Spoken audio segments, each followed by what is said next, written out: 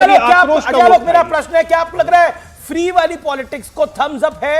अगर ये, क्योंकि बीजेपी ने भी तमाम वो बातें बोली जो आम आदमी पार्टी बोल रही थी, और फ्री वाली पॉलिटिक्स अब सबके लिए बराबर होगी, जैसे संदीप दीक्षित ने कहा कि वो तो अब सभी दे रहे हैं, अब ये नॉर्म हो गया। देखिए सबसे पहली बात है कि आप राजनीति दो तरह की करते हैं। आप एक डिलीवरी की राजनीति करते हैं, दूसरे आप फॉल्स प्रॉमिसेस की राजनीति करते हैं। केजरीवाल फॉल्स प्रॉमिसेस की भी राजनीति कर रहे हैं, तो उन्होंने पंजाब में भी कहा था, कहां दिया भी था। और अभी अमेश जी के इंटरव्यू में या किसी के इंटरव्यू में उन्होंने बहुत कैंडिडली कहा कि अभी तो 2 ही साल हुए ना सरकार बने हुए, 2.5 साल 5 साल की सरकार है, हम दे देंगे।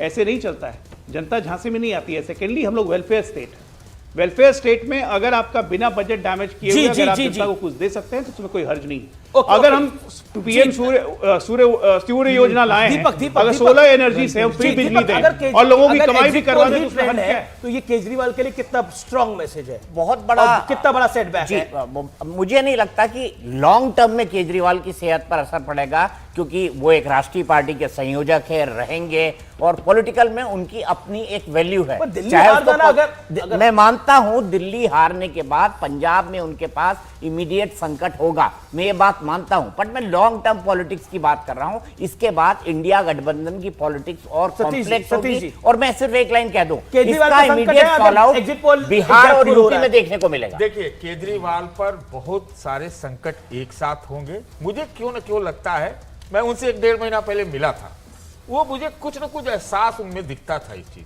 पर। सबसे पहले बात तो यह है कि क्या एहसास दिखता था? मैं अब मैं बता नहीं सकता क्या बात हुई थी, लेकिन मैं इतना कह सकता हूं कि एक एहसास दिखता था। और उनके ऊपर सबसे जो अभी तात्कालिक खतरा है, उनको अपनी पार्टी को देखते रहना, एकजुट रखना। खैर, ये सारे सवाल, ये सारे इन सारे सवालों का जवाब तो 8 तारीख को ही आना जी। एक बड़ी खबर है, और बड़ी खबर यह है कि भारतीय जनता पार्टी को ऐसा लग रहा है कि इस बार वो सरकार बनाने जा रही है, और आंकड़ों के हिसाब से लग रहा है, और कांग्रेस को भी यही दिखा रहा है। तो ये इंटरेस्टिंग फैक्ट है।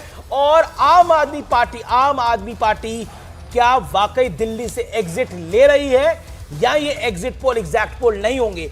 ब्रेक के बाद एक बड़े नंबर के साथ, एक बहुत बड़े नंबर के साथ हमारे हैं, जो अभी तक आपने कहीं नहीं देखा। वो हम आपको ब्रेक के बाद वो बहुत बड़ा नंबर बताने जा रहे हैं।